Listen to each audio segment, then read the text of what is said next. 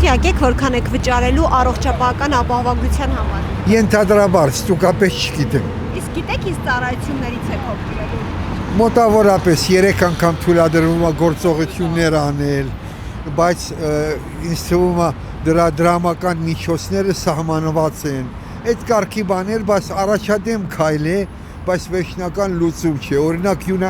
Միացյալ Նահանգներում այս վերջերս լսել եմ Թրամփը անձամբ ասել է այդ ապահովությունները սոցիալական բժշկական բուժումների ուղղված ավելի լավ է չհարստացնենք իր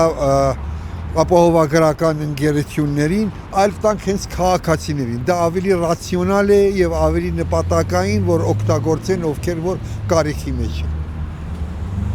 Կցանկանայիք այս Հայաստանում էլ այդ տարբերակը գործել։ Իհարկե ավելի ռացիոնալ է եւ իրենք եթե գործնական լինեն, խելացի լինեն,